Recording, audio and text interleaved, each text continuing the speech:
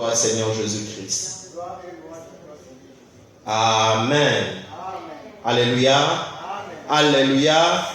Je te demanderai d'acclamer très fort pour la gloire du Seigneur. Alléluia. Je veux vraiment t'entendre acclamer pour la gloire du Seigneur. Il est le maître de temps et des circonstances. C'est lui qui nous donne ces moments favorables de pouvoir partager une fois de plus la parole du Seigneur. Alléluia. Je remercie Dieu pour ta présence. Je remercie Dieu qui nous permet de pouvoir nous rencontrer encore ce soir. Je remercie l'homme de Dieu qui me permet de pouvoir continuer mes messages et finir les messages que Dieu m'a mis à cœur. Alléluia. Alléluia. Aujourd'hui, c'est notre dernier jour pour le thème que nous développons depuis l'année passée. Ne t'inquiète pas. Aujourd'hui, c'est notre 12e journée et notre dernier jour. Le thème de ce soir, c'est la prière qui ôte les inquiétudes. La prière qui ôte les inquiétudes. J'espère que ce message va te toucher. J'espère que toi qui entends ce message, ici en ce lieu ou bien à travers les réseaux sociaux, que ce message va te toucher, que ce message sera une bénédiction pour toi. Alléluia. Alléluia. La prière sert à beaucoup de choses. La prière est un instrument qui nous permet de faire beaucoup de choses. Un instrument très très utile dans la vie d'un enfant de Dieu, dans la vie d'un serviteur, d'une servante du Seigneur. La prière ne sert pas qu'à demander. Avec la prière, tu peux demander, mais pas que. La prière ne sert pas qu'à chasser les démons, à prendre l'autorité sur les démons ou bien sur les esprits impurs. La prière ne sert pas qu'à intercéder. Alléluia. Mais la prière aussi permet de rendre un culte agréable à Dieu. Je pense que je vais prêcher sans micro, c'est préférable. La prière nous permet aussi de rendre un culte agréable à Dieu. Alléluia. Alléluia. Alléluia. Mais la prière est également un instrument de réconfort. Un instrument puissant de réconfort. Alléluia. Quand tu as besoin de quelque chose de matériel, demande. Quand tu as besoin de prendre l'autorité de chasser les démons, prie. Quand tu as besoin de prier pour ta famille, intercède. Quand tu veux rendre un culte agréable à Dieu, quand tu veux rendre un culte au Seigneur, l'adorer, le louer, prie.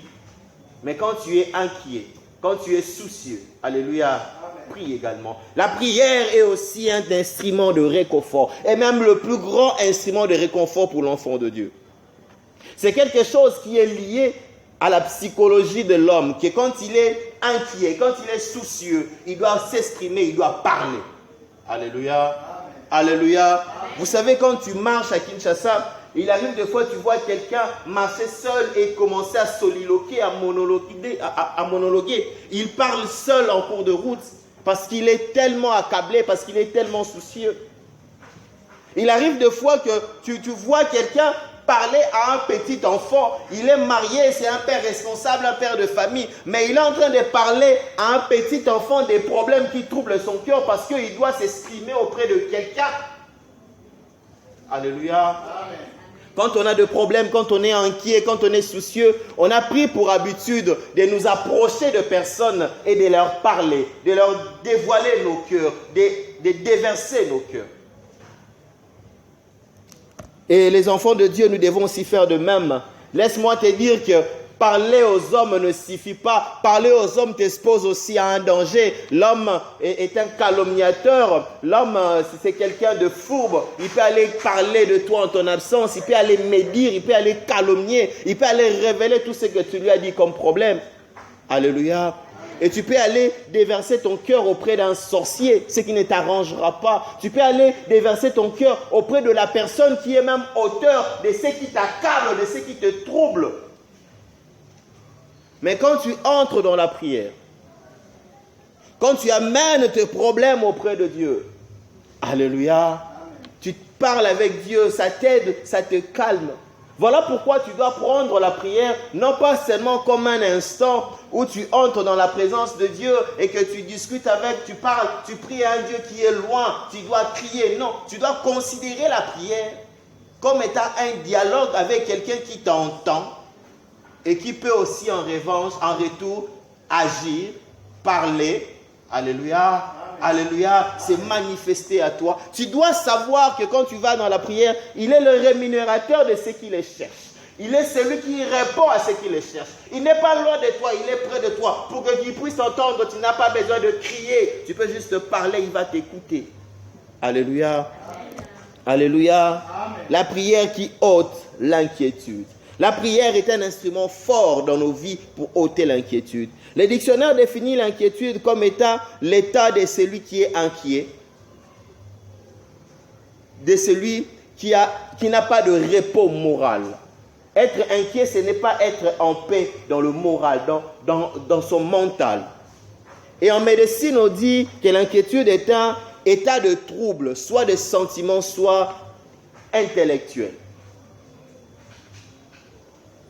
Un état de trouble, soit sentimental, soit intellectuel. Celui qui est inquiet est accablé. Celui qui est inquiet a des soucis. Celui qui est inquiet a des problèmes. Il a des difficultés. Il n'a pas de paix. C'est un état qui trouble le moral, qui trouble l'intellect, mais qui atteint le physique. Quand tu es inquiet, tu peux tomber malade. Quand tu es inquiet, tu peux souffrir de l'estomac. Quand tu es inquiet, tu es stressé. Et laisse-moi te dire que le stress affaiblit l'immunité de l'homme. Beaucoup de personnes, on leur dit, il faut éviter les situations de stress pour se prémunir contre le corona, parce que ça affaiblit l'immunité de l'homme. Alléluia, alléluia. Je viens dire à quelqu'un, toi qui vis un état de stress, toi qui vis un état permanent d'inquiétude, tu as parlé aux gens, tu as cherché des psychiatres, tu as cherché des psychologues, tu n'as pas trouvé de solution. Va dans la prière, exprime-toi auprès de Dieu. Il est celui qui entend. Alléluia. Et il est celui qui apaise. Nous allons lire dans Matthieu chapitre 26, à partir du verset 38, et nous allons descendre. La Bible dit, il leur dit alors, mon âme est triste jusqu'à la mort. Restez ici et veillez avec moi. Puis ayant fait quelques pas en avant, il se jeta sur sa face et pria ainsi. Mon Père, s'il est possible que cette coupe s'éloigne de moi toutefois, non pas ce que je veux, mais ce que tu veux. Ici, c'est Jésus-Christ qui, à Gethsémane, on dit, il était inquiet dans son âme. Il était triste dans son âme. Alléluia. Son âme est triste jusqu'à la mort. Il dit à ses disciples, mon âme est triste jusqu'à la mort. Il était accablé, il était triste parce qu'il avait vu ce qui devait lui arriver. Il avait vu la situation qui s'est présentée à lui. Et il va en prière. Il n'a pas dit à ses disciples, venez me réconforter. Il est allé en prière. Lui qui était 100% Dieu. Il s'est inquiété, il a été troublé, il a été accablé parce qu'il avait vu la persécution, parce qu'il avait vu la crucifixion, parce qu'il avait vu tout ce qu'il attendait. Et il va en prière et dit, s'il est possible que cette coupe s'éloigne de moi, mais non pas ma volonté, mais ta volonté. Il sait qu'il doit mourir, il le sait. Mais tu sais, quand tu es accablé, alléluia, quand tu es soucieux, tu sais que la situation est là. Tu peux même plaider pour que le soleil ne se lève pas. Alléluia. On te dit que le matin, ce matin ici, tu dois faire ça, ça, ça. Tu sais que tu ne sais pas le faire. Et si tu ne le fais pas, il y aura un problème. Tu ne dormiras pas. Et tu vas même prier pour que le soleil ne se lève pas. Mais bizarrement, tu vas avoir l'impression que le temps est en train de s'écouler vite. Alléluia. Parce que tu es accablé. Parce que tu es soucieux. Et Jésus-Christ est allé prier. Matthieu 26 et 38. Matthieu chapitre 26, le verset 38, nous relate la même histoire que Marc 14. Même histoire également Luc 22.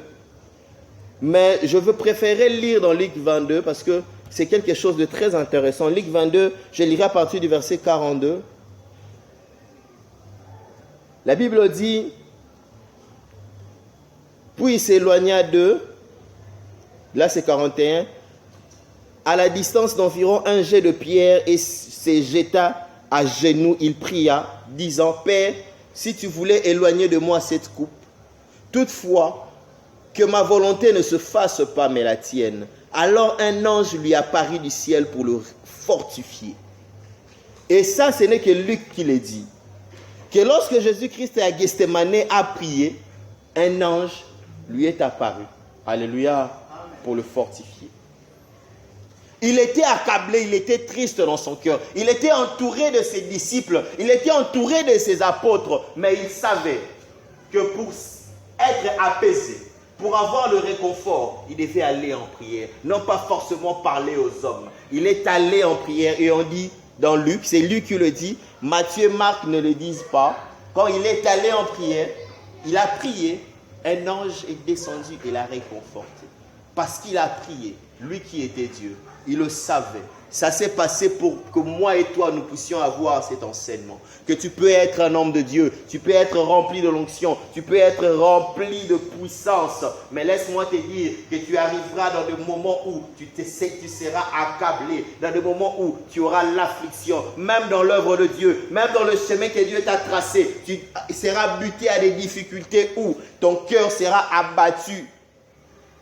Il y a quelqu'un qui chante de ma voix, je crie à l'Éternel, car mon esprit est abattu au-dedans de moi. C'est David qui le dit. Car mon esprit est abattu au-dedans de moi. Ça arrive à tout homme, mais de ta voix, tu dois crier à l'Éternel.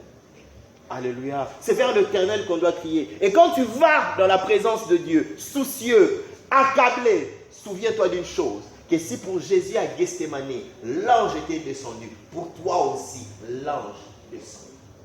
Même si tu ne le vois pas, sois-en sûr que pour toi aussi, l'ange descend. La prière est un instrument fort pour réconforter, pour fortifier l'enfant de Dieu. La prière brise les chaînes, oui. La prière guérit les malades, oui. La prière guérit les infirmités, oui. La prière guérit toute forme de stérilité, oui. La prière donne l'autorité, oui. Mais aussi et surtout, la prière donne la paix du cœur. Alléluia. La prière donne la paix du cœur. Il y a de ces personnes, parce qu'il est accablé, parce qu'il est soucieux, il se dit, je ne peux pas prier. Pourquoi tu ne peux pas prier? J'ai trop de problèmes, j'ai trop de soucis. Va avec tes soucis dans la prière. Dieu donne la paix. Alléluia. Même dans le combat, même dans l'adversité, il donne la paix. La prière sert aussi à ça. Ce n'est pas seulement pour demander les dons, ce n'est pas seulement pour demander le mariage, ce n'est pas seulement pour demander le voyage, c'est aussi pour demander et recevoir la paix, même dans la disette, même dans le manque. Tu as besoin, tu n'en as pas, va à Dieu, Dieu va te donner la paix. Apprenons à prier Dieu pour que Dieu nous donne la paix du cœur. Alléluia.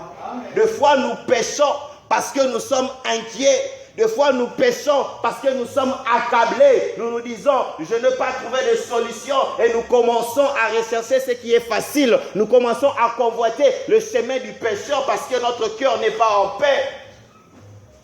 Alléluia. Amen. Tu es père de famille, tu es mère de famille. Tu regardes tes enfants n'ont pas mangé. Tu regardes, tu n'as rien à leur donner à manger demain. Et quand ça commence à t'accabler, tu vas pécher. Tu peux même aller commercer et escroquer les gens malgré que tu es chrétien parce que tu es accablé. La semaine passée, on parlait avec mes collègues de service et on a dit que l'homme est compliqué. La maman qui te vend des légumes, qui te vend des fruits, tu es son client, il te connaît, tu la connais. Elle te connaît, tu la connais. Mais quand tu viens acheter une fois, elle te donne une mauvaise marchandise si tu n'es pas prudent. À côté ici à moi. Un fruit pourri, des légumes déjà avariés, mais elle te le donne. Et une qui était là qui a dit, pourquoi est-ce qu'elle doit perdre et non pas toi? Alléluia. Mais tu es son client, tu es sa cliente. Pourquoi? Parce qu'elle regarde, si je ne vends pas, je ne vais pas nourrir mes enfants. Quand tu es inquiet et que tu n'es pas affermi, tu vas tomber dans le péché. Beaucoup ne sont pas tombés dans le péché parce que le péché habitait en eux. D'autres sont tombés dans le péché parce qu'ils étaient remplis d'inquiétude. La Bible dit, vous qui êtes fatigués et chargés, venez à moi, je vous donnerai le repos. Il ne parle pas seulement des païens, il parle aussi des chrétiens, il parle aussi de ses enfants qui sont fatigués et chargés. À chaque fois que tu te sens accablé, va dans la prière. Alléluia. Amen. Va dans la prière. Je ne dis pas que la prière crée un monde de bisounours, un monde où tout est merveilleux, un monde où les méchants et le mal ne sont plus. Un monde où les canailleurs, les ennemis, les sorciers, Non plus de force, non, ce n'est pas ce que je dis. Alléluia. Je ne dis pas que la prière crée ce monde-là. Mais je te dis que la prière te met dans un état où, malgré la présence des canailleurs, malgré la présence des haineux, malgré la présence de l'animosité, malgré la méchanceté, même si c'est rouge, même si c'est accru, toi tu auras la paix, tu auras la sérénité. Alléluia. Quelqu'un qui demeure dans la prière, quelqu'un qui ne se laisse pas accabler, qui amène même ses inquiétudes dans la prière, sait garder sa paix, sait avoir la paix, même au milieu de l'adversité. Même s'il sait que je vis au milieu de sorciers qui ont envoûté ma famille depuis des générations et des générations, il n'aura pas peur, il aura la paix. Parce que quand tu pries le Seigneur, pour que Dieu puisse te réconforter, son ange descend. Alléluia. L'ange de l'Éternel campe à côté de ceux qui le craignent. Son oreille est toujours disposée pour entendre le cri de ceux qui l'invoquent. Alléluia. Il est le secours qui ne manque pas dans la détresse. Ce n'est pas seulement quand les sorciers viennent te combattre. Ce n'est pas seulement quand les démons viennent bloquer. C'est aussi quand tu sens quelque chose t'accabler. Alléluia. Daniel. Si vous lisez dans Matthieu chapitre 6, le verset 5 au verset 11, on nous parle de Daniel. Alléluia. Permettez que je puisse le lire. Lire juste quelques versets. Matthieu chapitre 6, le verset 5. Permettez que je puisse le lire. Nous allons taper parce que Daniel, lui, nous montre l'état de la personne qui vit dans la prière. Et ce sont les personnes avec qui il travaillait. Alléluia. C'était ses collaborateurs du travail. Daniel était, comment je peux dire, un gouverneur. Il était quelqu'un qui était dans le palais du roi comme étant un conseiller du roi, un gouverneur de je ne sais pas moi quoi. Daniel avait des collaborateurs. Il travaillait avec eux au quotidien. Et ces collaborateurs-là étaient ennemis de lui, jalousés Daniel. Verset 5, on dit, ces hommes dirent, nous ne trouverons aucune occasion contre ce Daniel, à moins que nous n'en trouvions dans la loi de son Dieu. Alléluia. Ils se sont dit entre eux que contre Daniel, ils ne trouveront rien. Daniel était quelqu'un d'irréprochable. Que ce soit dans son travail, que ce soit aussi en société. Daniel était quelqu'un de juste, d'intègre, d'honnête, tout ce que tu peux penser. Quelqu'un de bon. Alors ces personnes-là qui étaient avec lui, qui vivaient avec lui au quotidien, qui le jalousaient, qui voulaient l'écarter, parce qu'eux étaient occultistes, parce qu'eux étaient magiciens. Et lui, Daniel, servait Dieu. Donc sa présence sur le plan spirituel gênait. Tu es élève, tu es étudiant, tu vas à l'université, tu vas à l'école. Ne pense pas que toutes les personnes qui ne t'aiment pas parce que simplement ils ne t'aiment pas. Il y a d'autres qui ne t'aiment pas parce que ta présence les dérange spirituellement. Tu vas au travail, tu ne sais pas quel est l'état de l'autre. Il y a de ces personnes qui te combattent, non pas parce qu'ils veulent avoir le travail que tu as, la fonction que tu as. D'autres, ils sont même supérieurs à toi, mais ils te combattent juste parce que tu es chrétien. Et pas n'importe quel chrétien, parce que tu es expert en genoux fléchis. Et ta présence dérange. Ils veulent te combattre. Ils se sont dit, Daniel, on ne trouvera pas. Alléluia. On ne trouvera pas quelque chose de mal contre lui, si ce n'est qu'on le cherche dans la loi de son Dieu. Alléluia. Dans la loi de son Dieu. Alors, ils sont allés voir le roi et ils ont dit au roi, roi, ô roi, vu à jamais, fais que ici, dans tout le pays, que personne, pendant un temps, alléluia, ne puisse adorer un autre Dieu, excepté toi. Que personne ne puisse prier un autre Dieu si ce n'est toi. Alléluia. Et si quelqu'un d'autre le fait, pendant 30 jours, si quelqu'un priait un autre Dieu, si ce n'est toi, parce qu'à l'époque, le roi de Babylonie était considéré comme un Dieu vivant. Si quelqu'un priait un autre Dieu que toi, qu'il soit jeté dans la fosse au lion. Le roi était heureux, le roi était content. Il a dit oui, d'accord, j'ai dit la loi. Et le roi a scellé la loi. Et comme il a scellé la loi, personne Personne ne pouvait renverser cette loi-là. Verset 8, on dit, maintenant, au roi, confirme la défense et écrit le décret, afin qu'il soit irrévocable selon la loi des Mèdes et des Perses, qui est immuable. Donc, même le roi lui-même ne pouvait plus renverser la loi que lui, il avait scellée. Alléluia. Et lorsque la loi a été votée, verset 10, on dit ceci, lorsque Daniel sut que le décret était écrit, il se retira dans sa chambre, où les fenêtres de la chambre supérieure étaient ouvertes dans la direction de Jérusalem.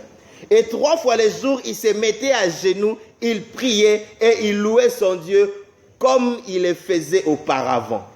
Alléluia. Amen.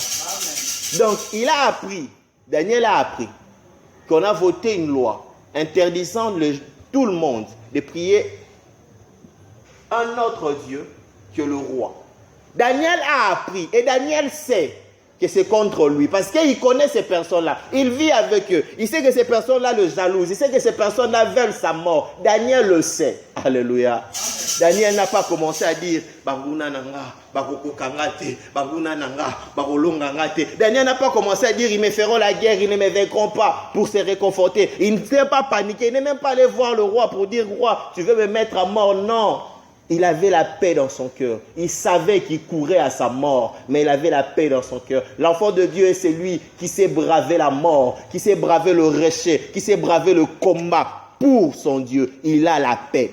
La paix ne dit pas que le combat sont finis. Non, tu es dans le combat, mais tu gardes la paix. Tu gardes l'assurance que ton Dieu a un projet. Daniel monte et il va prier. Il ne ferme même pas ses fenêtres. Laisse-moi te dire que s'il avait fermé ses fenêtres, Dieu aurait écouté sa prière. Il n'aurait eu qu'à fermer ses fenêtres pendant 30 jours, à fermer sa porte pendant 30 jours. Dieu aurait écouté les prières de Daniel. Alléluia. Alléluia. C'est aussi être sage. Tu sais que tu es combattu. Les gens sont en train de te chercher. La Bible dit, soyez sages comme la colombe, prudent comme les serpents. Tu sais que tu es dans un milieu d'adversité. Sois sage. On te cherche ici, tu fouilles là-bas. Ce n'est pas péché. Il aurait pu fermer les portes. Alléluia. Mais Daniel était tellement en paix qu'il est entré. Il n'a pas fermé les fenêtres. Il a prié. Verset 11, on dit, alors ces hommes sont entrés tumultueusement et ils trouvèrent Daniel qui priait et invoquait son Dieu. Donc ils savaient que Daniel est en train de prier. Ils sont allés dans la chambre de Daniel. Qu'est-ce que tu es en train de faire?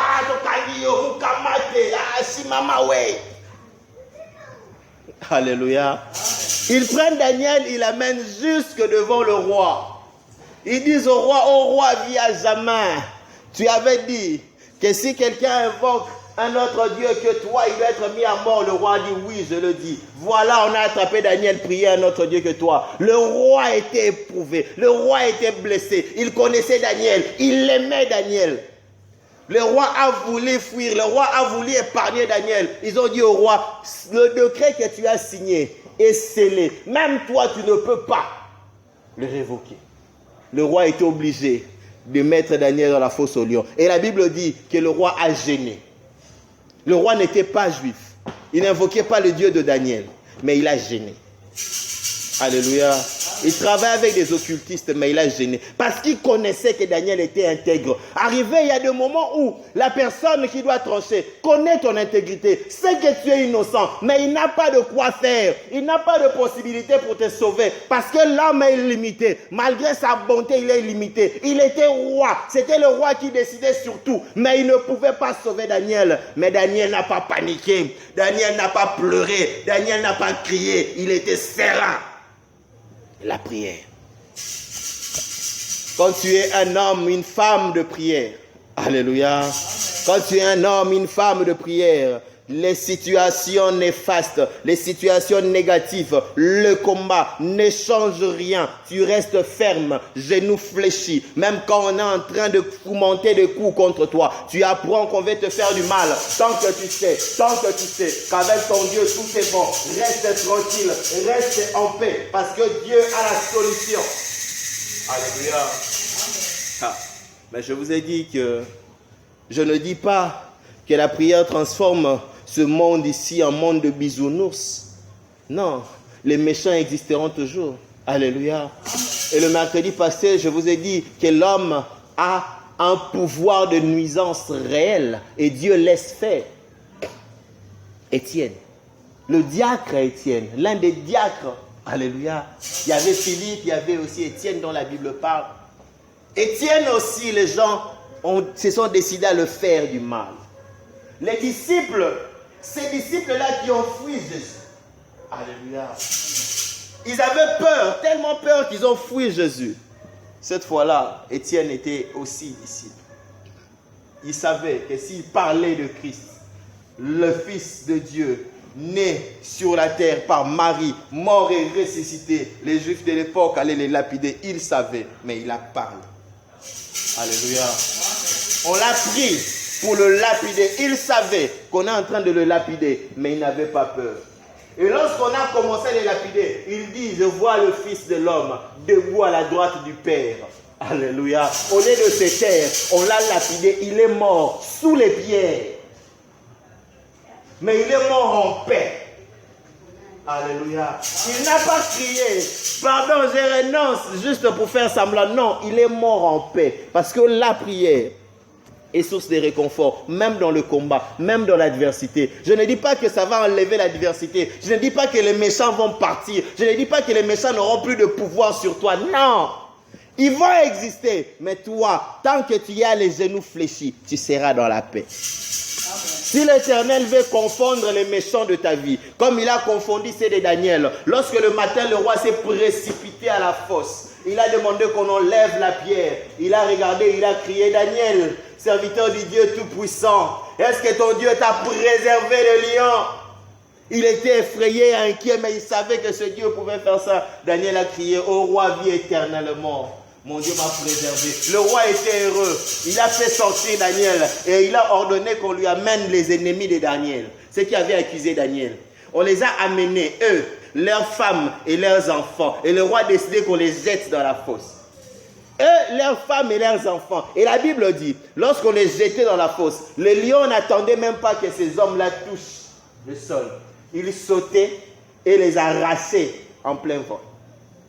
Alléluia. Mais Étienne est mort, lapidé. Mais les deux sont restés en paix. Dieu a un plan qui échappe à ton entendement, un plan qui va au-delà de ta compréhension. Tu n'es pas censé comprendre le plan de Dieu. Tu es juste censé connaître ce que Dieu a voulu te faire connaître. Et il dit, nous ne connaissons qu'en partie. Alléluia. Mais ce que je viens te dire ce soir, que même si tu vis dans l'adversité, même si le méchant est là pendant 1000 ans, toi tu dois avoir la paix. Tant que ton cœur est agité, va prier. Genoux fléchis. Alléluia. Alléluia. La prière est un instrument qui transforme, qui fortifie. Les disciples, je l'ai dit tout à l'heure, les disciples qui ont fui Jésus, ils ont abandonné Jésus lorsqu'on est venu attraper Jésus à Gethsémane. Ils étaient avec lui. Christ était inquiet, plus inquiet que eux, parce que Christ savait qu'on allait l'arrêter. Il savait que Judas allait le vendre. Il est allé prier. Mais eux, ignorant ce qui s'est passé, ils ont dormi. Et on montre que Christ est venu les réveiller à 3 reprises. Ils dormaient. Et lorsqu'on est venu attraper Jésus, Jésus qui était inquiet, abattu dans son cœur, triste jusqu'à la mort, on dit qu'il était tellement agonisant que ses larmes s'est transformées en...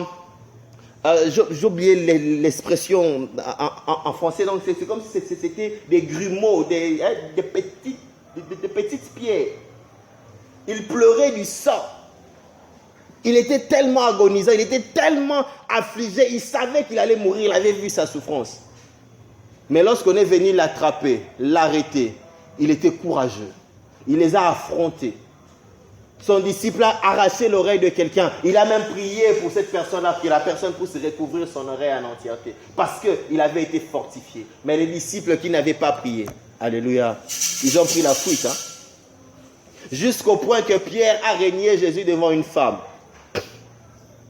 Mais lorsqu'ils ont demeuré dans la prière, on dit qu'ils étaient dans la chambre haute, demeurant dans la prière. Lorsqu'ils ont demeuré dans la prière, ils ont prié, et que le Saint-Esprit est descendu, les a fortifiés. Ils n'ont pas eu peur de personnes qu'ils avaient fui au moment où Jésus était là. Jésus n'était pas avec eux physiquement, ils n'ont pas eu peur. Ils se sont levés, ils ont parlé.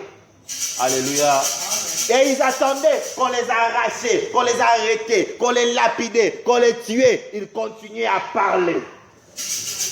Parce que la prière est un instrument de fortification. Fortifier, c'est rendre fort. Alléluia. Quand tu sais prier, tu sais être fort. Alléluia. Quand tu sais prier, tu sais être fort. Quand tu es un homme, une femme de prière, tu sais être fort devant le combat, devant l'adversité, devant l'opposition. Tu sais être fort. Même si l'ennemi est plus puissant que toi, même si Dieu t'a livré entre les mains de ton ennemi pour qu'il fasse ce qu'il veut, comme Job a été livré entre les mains de Satan. Tant que tu sais prier, tu sais être fort. Alléluia. La force d'une personne ne s'évalue que par rapport au combat qui se présente à lui. Perds ta santé, perds ton argent, perds tout. Là vient nous dire si tu es fort. Alléluia. Alléluia. La prière est une grande source de réconfort. La prière apaise, édifie et soulage de tout fardeau. Tout fardeau. Tout fardeau. Que ça soit physique, spirituel, mental, la prière apaise. Alléluia. Que ça soit physique, spirituel, mental, la prière apaise. Tu as un problème dans ton cœur, tu es blessé, tu es malade, la prière apaise. Tu manques de l'argent, quel que soit le problème que tu as, la prière apaise de tout fardeau. Alléluia. Voilà pourquoi quand tu as un fardeau pesant, prie. Quand tu as un fardeau pesant, prie. Quand un problème est en train de t'accabler. Des fois, nous sommes accablés non pas par les problèmes qui touchent directement notre vie, mais qui touchent les membres de notre famille, qui touchent nos amis, qui touchent notre pays. Des fois, tu n'as même pas sommeil. Quand tu entends ce qui se passe à l'Est, ça fait mal, ça te trouble. Prie. Alléluia. Tu vois les membres de ta famille, tu vois comment est-ce que la situation est. Tu n'arrives pas à projeter le futur pour eux demain. Prie. Tout fardeau que tu as, va prier. Alléluia. Alléluia. Et surtout, la prière en langue. C'est très important. La prière en langue. Vous savez, la prière est source de réconfort. La prière fortifie. Mais la prière en langue l'est encore plus. Nous allons lire dans 1 Corinthiens chapitre 4. 1 Corinthiens chapitre 14, pardon. 1 Corinthiens chapitre 14, nous allons lire le verset 2 et le verset 4. Chapitre 14, le verset 2, nous allons lire la Bible. La Bible dit ceci. En effet, celui qui prie en langue ne parle pas aux hommes, mais à Dieu, car personne ne le comprend. Et c'est en l'esprit qu'il dit de mystère. La prière en langue, mon frère, ma soeur, je t'invite à prier en langue et à beaucoup prier en langue. Parce que là où ton intelligence demanderait ce qui est physique, là où ton intelligence se limiterait à ce qui est connecté à tes yeux et à tes sens, ton esprit va en profondeur parce que ton esprit sait sonder ce qu'il y a dans le cœur de Dieu et ton esprit sait ce qui se passe au-delà de toi. Ton esprit est lié au Saint-Esprit. Et quand ton esprit est en commun et commence à prier, c'est le Saint-Esprit qui inspire. Vous savez, une fois, j'avais des problèmes. J'avais prié Dieu par rapport aux problèmes que j'avais. Et j'avais tellement prié Dieu pendant cette période-là que je m'étais dit, l'Éternel entend. Ce n'est pas parce que tu as prié avec insistance qu'il exauce. Quand tu pries une fois, il entend. Je m'étais décidé de ne plus prier pour mon problème. J'entre dans la prière, j'étais vraiment accablé. Je commence à prier autre chose et je sens que je pars en langue. Je pars en langue, je me laisse emporter en langue et la compréhension de mon parler en langue vient. Je comprends que dans mon parler en langue, je prie pour mon problème. Alléluia. Je dis, mon esprit est tellement accablé, attristé, que moi, je fais l'effort, mais mon esprit ne veut pas. Je casse le parler en langue, je commence à parler en intelligence. Je sens que je m'emporte encore dans le parler en langue. Je veux bloquer quelque chose, me dit, laisse faire. J'ai laissé mon esprit parler en langue, prier Dieu par rapport à ce qui était accablé. L'esprit sait de quoi tu as besoin. Il m'est déjà arrivé d'entrer en prière. Je priais Dieu pour quelque chose. Je priais Dieu, je pleurais auprès de Dieu pour ce qui me tourmentait. Je me suis senti aller dans la prière en langue. Et lorsque la compréhension de ma prière en langue était venue, j'étais en train d'adorer Dieu. Alléluia. En ce moment-là, Dieu n'avait pas besoin que je puisse prier, c'est que je prie, que je puisse demander avec insistance. Il avait besoin que je l'adore. Le parler en langue, c'est ça. Ça te permet de rendre à Dieu le culte qu'il veut au moment qu'il veut. Parce que quand tu pries, tu ne pries pas aux hommes, tu pries à Dieu. Surtout quand tu pries seul dans ta chambre. Apprenez à prier en langue. Si tu pries en langue, prie en langue tous les jours. Il arrive des fois où on perd son parler en langue. Il arrive des fois où on ne sait pas parler en langue. En fait, ce n'est pas que tu l'as perdu. C'est que tu as baissé. Alléluia. Ton feu spirituel a baissé. Tu as baissé ton feu spirituel au point que tu n'arrives plus à saisir le don que Dieu t'a donné. Au Koni. C'est comme si tu portais du 38, tu as maigri, maintenant tu dois porter du 34. Et quand tu portes du 38, c'est tellement évasé que tu as même honte de marcher avec. Et c'est comme ça qu'on perd son parler en langue. Tu as maigri spirituellement. Le verset 4 dit ceci. Celui qui parle en langue s'édifie lui-même. Ça continue. Celui qui prophétise édifie l'église. Celui qui parle en langue s'édifie lui-même. Édifier, fortifier, c'est la même chose. Alléluia. Ceux qui ont l'habitude de prier souvent en langue, ce sont des personnes qui, la plupart du temps, ne se fléchissent pas devant les combats, ne fléchissent pas devant les inquiétudes, parce qu'ils s'édifient eux-mêmes. Ton esprit sait de quoi tu as besoin pour t'édifier toi-même. Alléluia. Oh, c'est beau de prier en langue. Si tu ne pries pas en langue, demande à Dieu d'activer ces dons-là, parce que c'est quasiment le seul don.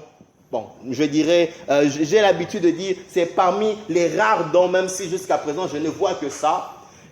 Il y a tellement de dons spirituels, alléluia. Il y a tellement, les dons spirituels ne se limitent pas aux 9 dons qu'on cite dans la Bible. Il y en a tellement plein, il y a le don de libéralité, il y a beaucoup de choses. Mais le parler en langue est l'un de rares dons qui est tourné vers la personne qui l'a. La majorité des dons spirituels que Dieu donne, c'est pour l'église, c'est pour l'édification des autres. Alléluia. Mais le parler en langue, c'est d'abord pour la personne qui l'a.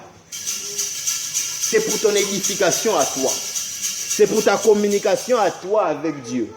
Dire des secrets, dire des mystères à Dieu. Alléluia. C'est pour te permettre de demeurer longtemps dans la prière. Même si quand quelqu'un entend le parler en langue, il rend gloire à Dieu, il témoigne à Dieu. Par exemple, nous, quand on n'était pas encore engagés, on ne comprenait pas les gens qui parlaient en langue, on pensait que c'était des aventures. Mais lorsqu'on a commencé à prier, on a insisté dans la prière pour avoir ces dons-là parce qu'on savait. Et quand on entendait quelqu'un parler en langue, moi je ne glorifiais pas seulement Dieu, mais j'étais jaloux. Quand j'entendais quelqu'un parler en langue, moi j'étais jaloux. Un jour, je vais peut-être donner mon témoignage, comment je parlais en langue, mais je me suis battu pour parler en langue. J'ai prié, j'ai gêné, le pasteur m'a imposé le main, mais ça ne venait toujours pas. Mais je voyais des gens venir à l'église quelque temps, quelqu'un vient juste ce vendredi ici, il est venu à la nuit de prière, il parle en langue. Et moi je gênais, je priais, rien. Je me suis battu pour parler en langue. Alléluia. Il faut le rechercher. Il faut prier, et il faut prier en langue souvent et longtemps. Si possible, partout où tu es. Quand tu as un problème, tu es seul, tu n'as pas besoin que les gens puissent entendre ton problème, prie Dieu. Et si tu pries en langue, prie en langue. Si tu ne pries pas en langue, ce n'est pas un problème, prie avec l'intelligence, ce n'est pas un problème. Dieu écoute, et c'est lui qui prie en langue, et c'est lui qui prie avec l'intelligence. Mais ceux qui prient en langue, je vous exhorte à prier longtemps en langue. Surtout quand tu pries seul à la maison. Prie longtemps en langue. Prie même 30 minutes en langue. Prie même 1 heure en langue. Prie même 2 heures en langue. Ce n'est pas un problème. Surtout nous sommes une église pentecôtiste. Nous sommes une église de réveil. Nous croyons au charisme. Nous voulons vous entendre parler en langue. Alléluia. Alléluia. La prière est une grande source de réconfort dans la vie de l'enfant de Dieu. La prière est plus que les psychiatres, la prière est plus que le psychologue. La prière donne la paix, la prière console. Et je viens dire à quelqu'un, à chaque fois que tu as été accablé, à chaque fois que tu as été tourmenté, quand tu es allé dans la prière, l'Éternel a ouvert le service des anges. L'ange est descendu pour te consoler. Et crois-moi, j'ai vécu cela plusieurs fois. Tu as des problèmes, de réels problèmes, tu vas en prière. Tes problèmes ne sont même pas encore résolus que tu as déjà la paix. Tu as la paix. Je viens dire à quelqu'un, la paix n'a rien à voir avec la présence ou l'absence des ennemis. Tant que tu es avec Dieu, tu dois avoir la paix. Même si les ennemis sont vivants, même si les ennemis sont puissants, même si les ennemis sont en opération, même s'ils sont devant toi avec leurs armes, tant que tu es quelqu'un qui sait fléchir les genoux, tu dois avoir la paix. Ça fait mal aujourd'hui. Nous avons de ces chrétiens qui prient avec nous. Ils sont avec nous dans le culte, ils sont avec nous dans les nuits de prière, ils sont avec nous dans les retraites. Mais ils sont des agités. Au moindre problème, ils s'emportent. Au moindre problème, ils sont agités. Au moindre problème, c'est l'apostasie. Au moindre problème, ils vont pécher. Au moindre problème, ils nient même l'action de Dieu. Alléluia. Sois un chrétien véritable. Sois un chrétien véritable. Ne fais pas de prière en l'air. La prière qui brise, qui ôte les inquiétudes. C'est la prière que l'on fait avec son cœur.